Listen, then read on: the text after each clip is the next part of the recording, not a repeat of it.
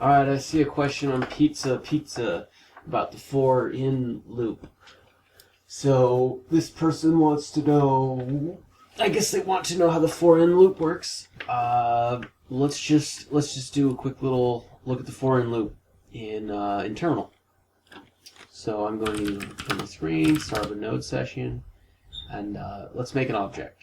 So I could say maybe var obj equals, I don't know, A can be a key, B can be a key, C can be a key.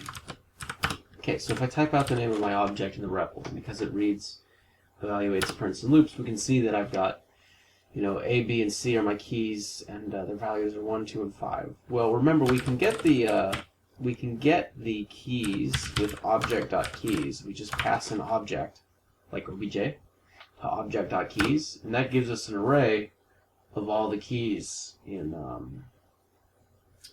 obj. And we can iterate through this array, right? We could say maybe like I don't know, my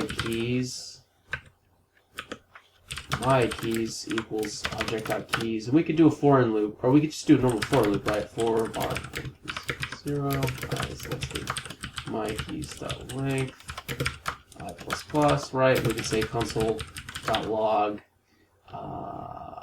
my keys sub I. That should be A, B, and C, right? And we get A, B, and C. Well, because those are keys, we could actually say, because they're keys inside of object, we could say object sub my keys sub I. And we get the values.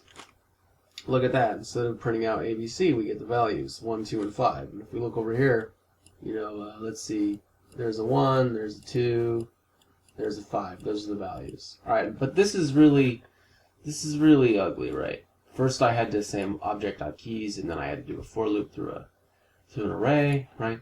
So we have a convenience method that lets us loop through keys directly. Rather than pulling out an array of keys and then looping through the array, we can just loop through keys with the for in loop. And the way that looks is like this. For var key in object. And now key is going to be the same thing as this thing right here. My keys sub I. Right, my keys is this guy right here, this array with A, B, and C as its elements. And A, B, and C are keys, right? And so if I say, you know, if I say my keys sub 0, I'll get A, and A is a key. If I use that key in obj, I get the value 1, right? Well, why go to all this trouble with this my keys sub I when I could do a for in loop? If I want to print the values out, now I just need to say console.log obj sub key. Now notice the difference between this expression that I'm highlighting right now. See this one? It goes a lot farther over to the right hand side, right? There's a lot more wordage, a lot more baggage there than this one. But it's going to do the same thing. Prints out the values by getting keys and putting them in the object. So what I'm highlighting right now is a key, like A or B or C. And what I'm highlighting right now is also a key, like A or B or C. The difference is that the for in loop directly puts those keys into a variable that you can call key or Taco Bell, okay? Whereas a for loop just lets you make a counter, and we can use that counter on an array, and we do that. See my keys sub I, where my keys is an array of keys. And so if I is 0, we get A. If I is 1, we get B, and so on. Right? So the difference is that what I've highlighted right here is what you have to do without the for in loop, right? You have to get your array of keys, and then you have to reference elements from that array of keys, and then pass that into brackets so you can do object notation. You get a value out of an object, whereas in this version here, the for in loop lets you bypass this, and it lets you bypass this. Additionally, usually when you want to iterate an object, you want to go through all of its keys anyway, and so going to all this trouble isn't necessary when the for in loop does it for you.